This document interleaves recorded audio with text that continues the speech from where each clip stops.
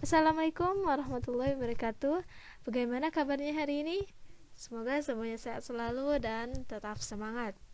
Kali ini kita akan belajar mengenai bab lanjutan dari sistem reproduksi, yaitu tentang gametogenesis.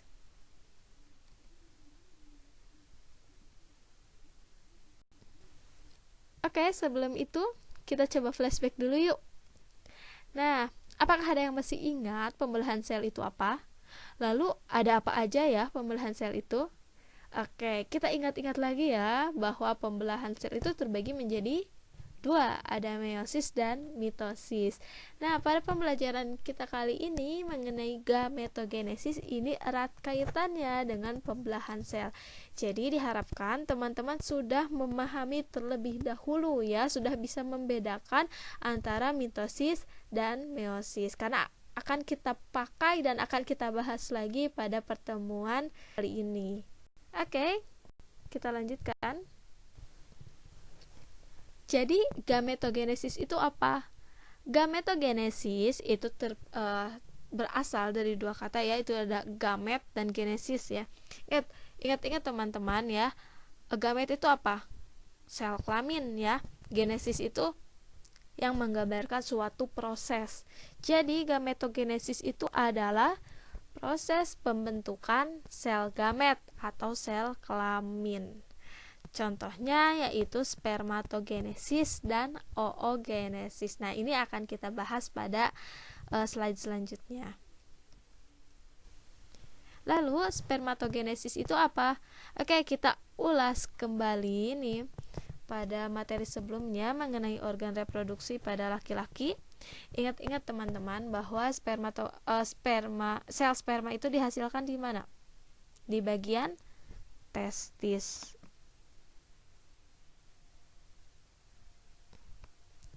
Oke, nah ini merupakan gambar dari testis ya. Fungsinya adalah untuk menghasilkan sperma. Lalu testis ini dibungkus oleh yang namanya itu epididymis. Fungsi dari epididymis itu apa? Untuk penyimpanan sementara dan pematangan sperma. Jadi sel sperma yang sudah dihasilkan dari testis dia akan menuju ke epididymis untuk dimatangkan sebelum disalurkan ke vas deferens ya. Nah, di dalam testis ini terdapat yang namanya itu tubulus seminiferus, dari katanya tubulus ya. Jadi tubulus itu merupakan saluran, sedangkan seminiferus itu semen ya. Jadi intinya sebagai saluran sperma, saluran tempat dibentuknya sperma ya. Nah, ini kita coba dipotong nih, ini tubulus seminiferusnya, lalu kita zoom nih. Bentuknya jadi kayak gini. Lalu kita zoom lagi nih si tubulus seminiferus dan bentuknya seperti ini ya. Jadi di dalam tubulus seminiferus ini yang tadi kecil banget, terdapat peristiwa yang namanya itu spermatogenesis. Nah, akan bahas selanjutnya. Oke, ini tahapan dari spermatogenesis. Tahapan yang pertama pada spermatogenesis itu adalah spermatogonium. Jadi spermatogonium itu adalah sel induk yang dapat menghasilkan sperma. Jadi ini kalau akhirnya gonium itu biasanya induk ya. Nah, spermatogonium dia akan melakukan yang namanya itu mitosis. Masih ingat dengan kata mitosis? Ya, jadi kalau mitosis itu jumlah sel anakannya itu sama dengan sel induknya. Jadi jumlah kromosom yang diturunkan kepada anaknya itu sama semua, diturunkan semuanya ya. Jadi ketika di sini diploid atau 2N, maka anaknya pun 2N. Nah, menghasilkan spermatosit primer. Oke ya, jadi coba ibu ulang lagi ya. Spermatogonium melakukan mitosis sehingga menghasilkan spermatosit primer yang masih diploid atau 2N ya. Lalu spermatosit primer akan melakukan meiosis tahap 1 sehingga menghasilkan spermatosit sekunder. Nah, ingat-ingat ya teman-teman bahwa hasil dari meiosis ini anakannya adalah nantinya menjadi haploid atau N. Maksudnya apa nih haploid itu?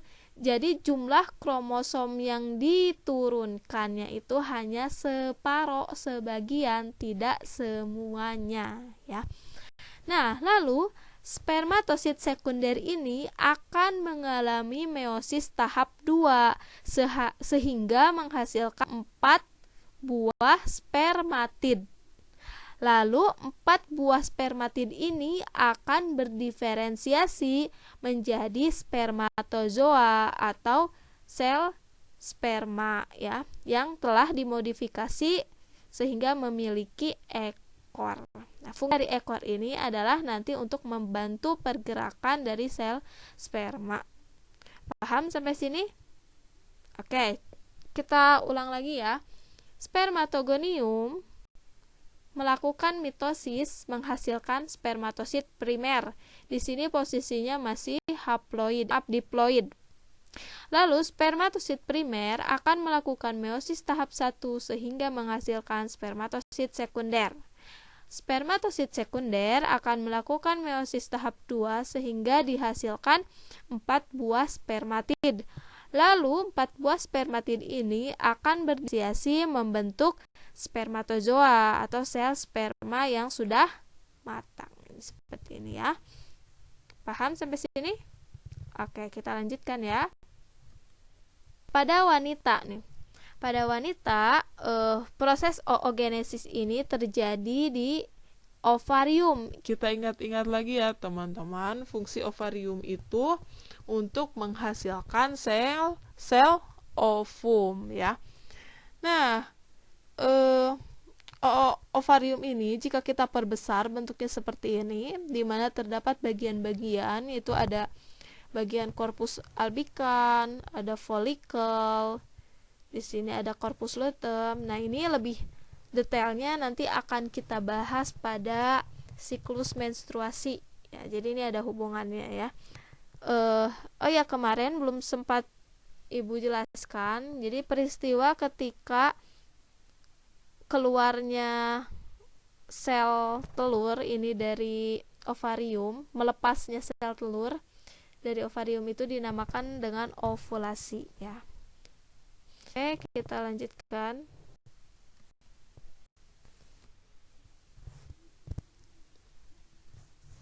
Yang selanjutnya adalah tahapan oogenesis.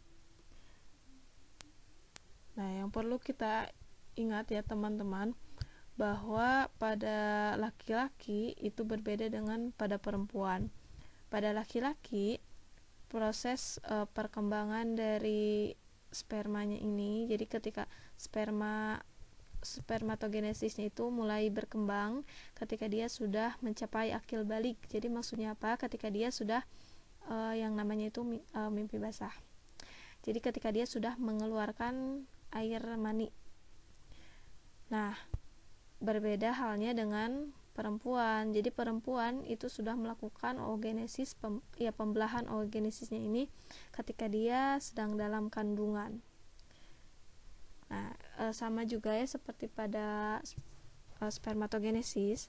Jadi oogonium ini nanti akan melakukan mitosis menghasilkan oosit primer. Di sini berarti posisinya masih diploid. Oosit primer lalu akan berkembang lalu akan melakukan meiosis tahap 1 sehingga dihasilkan satu badan polar dan satu oosit sekunder. Satu badan polar ini akan melakukan meiosis tahap 2 sehingga dihasilkan 2 badan polar. Sedangkan oosit sekunder melakukan meiosis tahap 2 dihasilkan ootid dan satu badan polar. Lalu ootid akan berkembang menjadi ovum. Sedangkan ovum sel telur atau sel ovum yang fungsional. Sedangkan badan polar ini dia tidak fungsional. Kenapa dia tidak fungsional? Dan fungsinya untuk apa sih? Kenapa harus ada badan polar sedangkan yang dipakai hanya ovum saja? Jadi teman-teman, fungsi dari badan polar ini sebagai penyeimbang ya. Bisa kita bayangkan bahwa siklus dari perempuan itu kan dia menghasilkan sel telur setiap bulan ya. Makanya kenapa ada yang dinamakan dengan menstruasi. Itu tiap bulan kan, nggak mungkin tiap atau tiap hari. Nah, kalau misalnya di sini ovumnya ada 4, ya kemungkinan tadi perempuan bisa haid sampai berminggu-minggu, bisa lama gitu, dan itu gak baik buat tubuh kalau terus-terusan. Jadi memang satu hal yang terbaik buat tubuh itu, buat tubuh perempuan ini dihasilkan satu ovum.